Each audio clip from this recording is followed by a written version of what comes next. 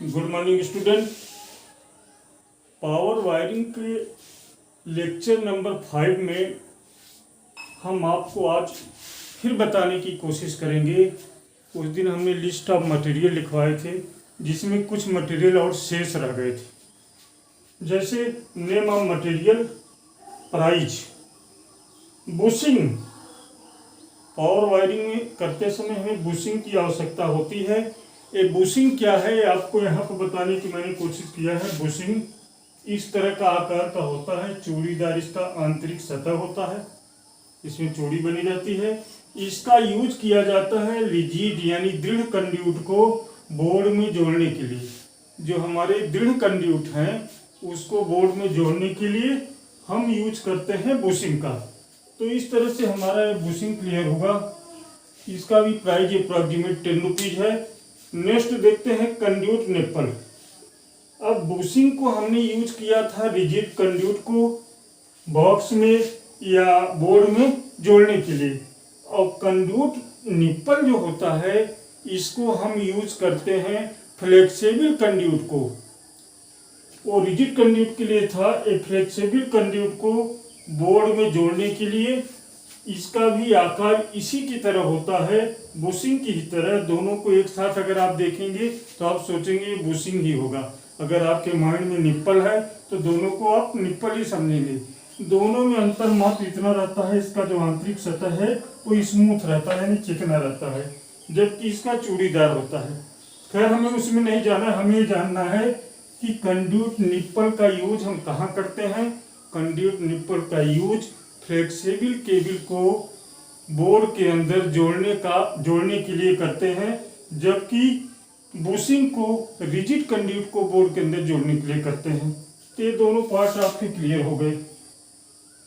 अगले टॉपिक में आते हैं कंड्यूट कपलर। इसी को हम और सॉकेट, कंड्यूट कपलर या सॉकेट का प्रयोग देखिए, इसका फिगर इस तरह से है।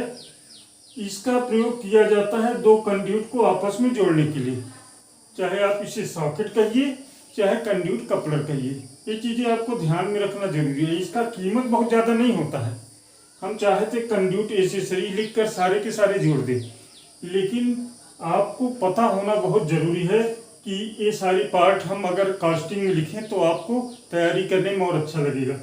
तो कंड्यूट को आपस में, दो कंड्यूट को आपस में जोड़ने के लिए कंड्यूट कपलर या सॉकेट का प्रयोग करते हैं।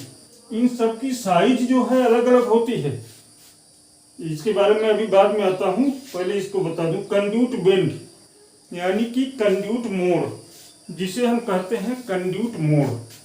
कंड्यूट मोड़ का मतलब कंड्यूट सीधा जा रहा है और इधर से ऐसे मोड़ना है। इसका फिगर इस तरह से है। जहाँ पर हमें कंड्यूट को मोड़ना हो कंड्यूट बेंड का प्रयोग करते हैं। इस तरह से कंड्यूट बेंड हो गया। अब हम आगे बढ़ते हैं कंड्यूट सैडल।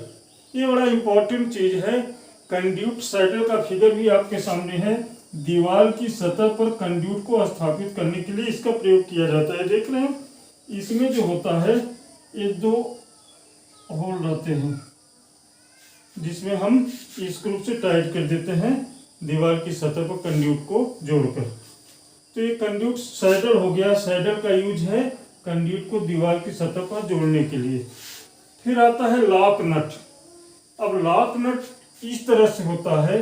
हमने आपको बताया, ये देखिए लॉक नट है। हमने आपको बताया कि रिजिड कंड्यूट को स्विच बोर्ड में जोड़ने के लिए हम यहाँ पर बुशिंग यूज करते हैं, जबकि फ्लेक्सिबल कंड्यूट को स्विच बोर्ड में जोड़ने के लिए हम कंड्यूट निप्पल का प्रयोग करते हैं। लेकिन स्विच बोर्ड में जोड़ने के बाद उसे हम लॉक नट से टाइट करते हैं।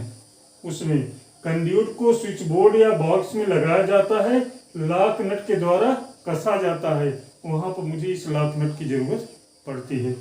इस तरह से हमारे टोटल पावर वायरिंग में एक करीब 14-15 मटेरियल यूज किए जाएंगे।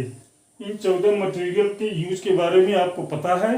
अब मैं नेक्स्ट लेक्चर में आपको पावर वायरिंग का फर्स्ट न्यूमेरिकल लेकर आऊँगा।